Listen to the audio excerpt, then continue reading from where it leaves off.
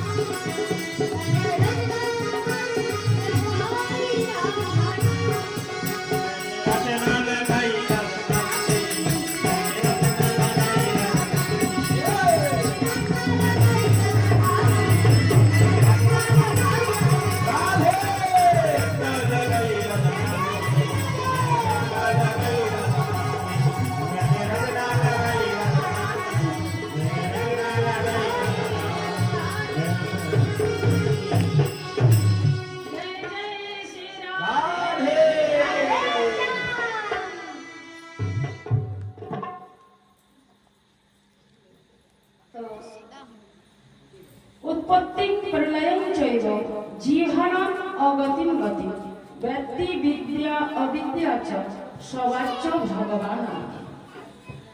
যিনি উৎপত্তির রহস্য, প্রলয়ের রহস্য, জীবের গমন আগমন বিষয়ে জানেন, তিনি ভগবান পদবাচ্য, তাকে ভগবান বলা যায়। এই শব্দের দুইটি অর্থ, যেটি স্বয়ং ভগবান হলেন শ্রীকৃষ্ণ, অর্থাৎ এই বাচ্য ভগবান নয়, স্বয়ং ভগবান ষড়ৈশ্বর্য পরিপূর্ণ। এই ষড় ঐশ্বর্য পরিপূর্ণ যার মধ্যে তিনি হলেন ভগবান। ঐশ্বর্যস্য সমগ্রস্য বীর্যস্য যশস্য শ্রিয় জ্ঞান বৈরাগশ্চৈব সন্ন্যাং ইতি ভগজনা ভগ অশ্ব অস্তি ইতি ভগবান। ষড় ঐশ্বর্য যার মধ্যে বিদ্যমান তিনি হলেন ভগবান। তো দুই প্রকার ভগবান শব্দের অর্থ আমরা শুনলাম। তার মধ্যে স্বয়ং ভগবান ষড়ৈশ্বর্য পরিপূর্ণ শ্রীকৃষ্ণ। এই শ্রীকৃষ্ণ দুই জায়গায় জন্মগ্রহণ করেছেন, ব্রজে এবং মথুরা। ব্রজে দ্বিভুজ রূপে, শ্যামসুন্দর মদনমোহন মুরলীধারী রূপে, আর মথুরায় শঙ্খ চক্র গদা পদ্মধারী, পীত বসন বনমালা মুকুট কেওর কুণ্ডল অলঙ্কৃত হয়ে সুসজ্জিত হয়ে মা দেবকীকে দর্শন দিলেন। মা দেবকী সেই অলৌকিক অসহ্যময় রূপ দর্শন করে ভয়ে ভীত হলেন, বললেন, প্রার্থনা করলেন, বলেন বিশ্ব আত্মানম আদের রূপম অলৌকিতম। হে বিশ্ব আত্মা, তোমার এই অলৌকিক রূপকে তুমি উপসংহার করো, কারণ এই রূপে তুমি থাকলে তোমাকে আমি পুত্র জ্ঞানে ভালোবাসতে আদর করতে পারবো না, সবসময় সংশয় হবে। তখন ভগবান বললেন, হে মা দেবকী, হে পিতা বসুদেব, এতৎ বামং দর্শিতং রূপং প্রাগ জন্ম স্মরণায় মে নায়ম যথা মদ ভবাম লোকে মর্ত লিঙ্গে বিজানে। আমি যে রূপ আজ দর্শন করলাম পূর্ব জন্মের কথা মনে করে দেওয়ার জন্য, না হলে তোমরা আমাকে চিনতে পারতে না। আমি যদি তোমাদের চোখের সামনেও থাকতাম তো তোমরা আমাকে চিনতে পারতে না। তাই বেদ বলছেন, ইয়মে বয়স ঘৃণাতে তেনা। ভগবান যাকে কৃপা করে দর্শন দেন তিনি দর্শন করতে পারেন, ভগবান যাকে কৃপা করে উপলব্ধি করান সেই উপলব্ধি করতে পারেন। এই চর্ম চক্ষু দ্বারা ভগবানকে দর্শন করা যায় না। তোমরা পূর্ব জন্মে কঠোর তপস্যা করেছিলে, তোমরা আমাকে পুত্র পাওয়ার জন্য আকাঙ্ক্ষা করেছিলে, তাই তোমাদের পুত্র রূপে আমি এসেছি। তোমরা বুঝতে পারলে, এখন তোমাদের আদেশ মতো আমি দ্বিভুজ রূপ ধারণ করছি। যদি তোমরা কংস থেকে ভয় পাও তাহলে তোমরা আমাকে সত্তর মানে গোকুলে রেখে আসবে, আর গোকুলে একটা কন্যা সন্তান মা যশোদার কোলে খেলা করছে, তাকে নিয়ে এসো। বাবা বসুদেব রাত্রির মধ্যে পুত্র সন্তানকে রেখে দিয়ে কন্যা সন্তানকে নিয়ে চলে এলেন। এর মধ্যে একটি ঘটনা ঘটে গেল। কি ঘটনা ঘটলো না, মা যশোদা রাত্রির মধ্যে যে সন্তান প্রসব করেছে, যমজ সন্তান প্রসব করেছেন, কিন্তু মা যশোদা জানতে পারেন নাই, পিতা বসুদেবও জানতে পারেন নাই। কেন জানতে পারেন নাই? বলছেন নত লিঙ্গং পরিশ্রান্ত নিদ্রয়াপ গতস্মৃতি। মা যশোদা সারাদিন গৃহকর্মে এত ক্লান্ত ছিলেন যে কখন পুত্র ভূমিষ্ঠ হয়ে গেছে জানতে পারেন না। কখন বসুদেব এসে পাল্টাপাল্টি করে নিয়ে গেছে সেটাও কিন্তু তিনি জানতে পারেন নাই। সন্তান ছেলে হয়েছে না মেয়ে হয়েছে সেটাও তিনি আন্দাজ করতে পারেন না, কারণ বসুদেব এসেছেন পাল্টাপাল্টি করে নিয়ে চলে গেছেন, তাও তিনি কিছু আন্দাজ করতে পারলেন না। সুখদেব বর্ণনা করছেন, বলছেন বসুদেব ঝুড়িটি নামিয়ে যখন সন্তানটি যশোদার কোলে দিলেন, তখন আগে থেকে যশোদার কোলে একটি সন্তান বিদ্যমান ছিলেন, আর যেই সন্তানটিকে দিলেন দুই সন্তান মিলে এক হয়ে গেল। দেবকী নন্দন আর যশোদা নন্দন দুই মিলে এক হয়ে গেল। ক্ষণে সদামিনী যথা, মানে কালো মেঘে বিদ্যুৎ চমকে আবার মেঘের মধ্যে মিশে যায়, আলাদা করে কি খুঁজে পাওয়া যায়? পাওয়া যায় না। সেই প্রকার দেবকী নন্দন আর যশোদা নন্দন দুইজন মিলে এক হয়ে গেল, আর আলাদা করে খুঁজে পাওয়া গেল না।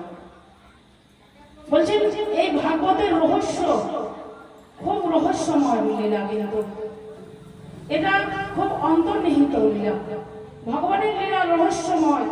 এই লীলা উপলব্ধি করা, উপভোগ করা শুদ্ধ চিত্ত ছাড়া, দিব্য জ্ঞান ছাড়া, সাধু সঙ্গ ছাড়া, ভাগবতের প্রমাণ ছাড়া উপলব্ধি করা যায় না। এজন্য এখনো বহু মানুষের ধারণা যে ভগবান শ্রীকৃষ্ণ তো মথুরায় জন্মগ্রহণ করেছেন কংসের কারাগারে, আর সেখান থেকে বসুদেব নিয়ে গিয়ে গোকুলে রেখে এসেছেন। তাহলে নন্দ আর যশোদা ভগবান শ্রীকৃষ্ণের আপন পিতা মাতা নয়, পালিত মাতা পিতা। শ্রীকৃষ্ণ মা যশোদা এবং নন্দ পিতার পালিত পুত্র, আপন পুত্র নন। দৈবকী আর বসুদেব হচ্ছেন আপন পুত্র। কিন্তু এখানে শাস্ত্র বলছেন যে কৃষ্ণ জন্ম বৃত্তান্তের সময় সুখদেব মুনি বর্ণনা করছেন, নিশীথে তং উদ্ভূতে জায়মান জনার্দন দেবক্যাং দেবরূপণ্যং বিষ্ণু সর্বগুহায় অভিরাশিত যথা প্রজ্ঞান সিন্ধুরিব পুষ্কর। কি বললেন? বললেন ঘোর অন্ধকারময় রাত্রি, ভাদ্র মাসের কৃষ্ণপক্ষ অষ্টমী তিথি রোহিণী নক্ষত্র বুধবার, সেই মধ্যরাত্রে রাত 12টার সময় প্রথম মা যশোদার কোলে কোল আলোকিত করে ভগবান শ্রীকৃষ্ণ জন্মগ্রহণ করলেন। তার পর মুহূর্তে মথুরায় কংসের কারাগারে ভগবান শ্রীকৃষ্ণ দৈবকীর কোল আলোকিত করে জন্মগ্রহণ করলেন। তার পর মুহূর্তে মা যশোদার কোলে আরেকটি কন্যা সন্তান জন্মগ্রহণ করলেন। দেখুন এই অল্প সময়ের মধ্যে ভগবান দুই জায়গায় তিনজন আবির্ভূত হয়েছেন, তিনটি রূপ ধারণ করে। কিন্তু বলছেন এই যে ভগবানের অন্তর্নিহিত কথা, এটা রহস্যময় কথা, সকলের মধ্যে মানে শ্লোকের মধ্যেই বলা আছে, কিন্তু প্রায়শই ওই মানুষ অপরে অপরে চলে যায়, অত অন্তরে গভীরে কেউ যেতে চায় না, আর বুঝতো এই অন্তর্নিহিত কথা বুঝতেও চায় না। শাস্ত্রের কথা কিন্তু খুব গোপন ভাবে বলা আছে। বলছেন পরোক্ষ বাদা বেদ্যম পরোক্ষ মম প্রিয়ম। শাস্ত্রের কথা খুব খুল্লা বলা নেই, খুব গোপন ভাবে বলা আছে।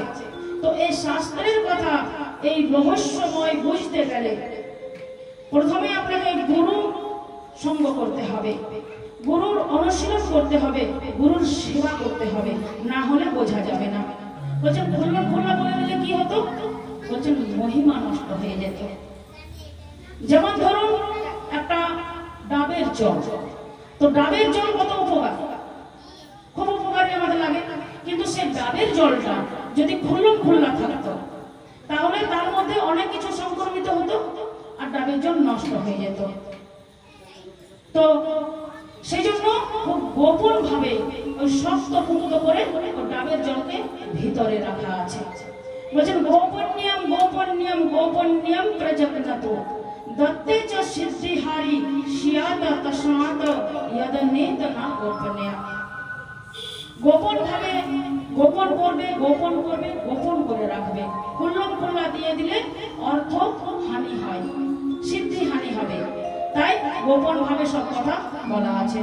দেখুন শাস্ত্রের রহস্য কিন্তু অত সহজে বোঝা যাবে না, শাস্ত্রের রহস্য তো সহজে বোঝার নয়। যাই হোক, শ্রীমান মহাপ্রভুর পরিকরগণ, ষড়গোস্বামীগণ এই শ্রীমদ্ ভাগবত মহাপুরাণকে জীব যাতে উপলব্ধি করতে পারেন, সেজন্য 1,32,000 গ্রন্থ রচনা করেছেন। একটা তাৎপর্য, যাতে মানুষ ভাগবতের রহস্য জানতে পারেন, ভাগবতের ভিতরে কি আছে সেগুলো যাতে জানতে পারেন। তো তারপরে এই দুই জায়গায় ভগবান জন্মগ্রহণ করলেন, আস্তে আস্তে বর্ধিত হলেন, আস্তে আস্তে বড় হলেন। তারপর তিনি বাল্যলীলা করলেন, প্রবন্ধ লীলা করলেন, কৈশোর লীলা করলেন, বহু অসুর আদি বধ করলেন। তারপর তিনি কালিয়কে শোধন করে, কালিয়কে দমন করে যমুনাকে শোধন করলেন। তারপরে তিনি বহু সখীদের সঙ্গে রাসলীলা করলেন। তারপর চাণর মুষ্টিকে বধ করে তিনি মথুরায় স্বস্তি দিলেন। তারপর তিনি দ্বারকায় সমুদ্রের মাঝে তিনি দ্বারকাপুরী নির্মাণ করলেন। 16,108 জনকে বিবাহ করলেন। পঞ্চ পাণ্ডবকে উপলক্ষ করে বহু বহু অসুর আদিকে নিজের হাতে ধ্বংস করলেন। দুর্যোধনের বংশকে ধ্বংস করলেন। তারপর নিজের বংশকে সংগঠন করে 125 বছর পৃথিবীতে লীলা করলেন।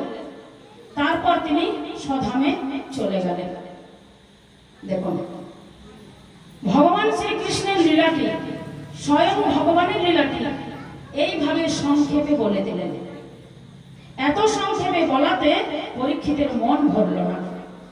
কারণ পরীক্ষিত আশা করে বসে আছেন যে স্বয়ং ভগবানের কথা শুনবেন। 4 দিন ধরে ধৈর্য ধরে বসে আছেন যে কখন বলবেন, কখন বলবেন, কখন বলবেন। আর সেই শ্রীকৃষ্ণের কথা এত ছোট্ট করে বলে দিলেন, তাতে পরীক্ষিতের মন ভরল না। তিনি পুনঃ প্রার্থনা করলেন। কি বললেন? বললেন, হে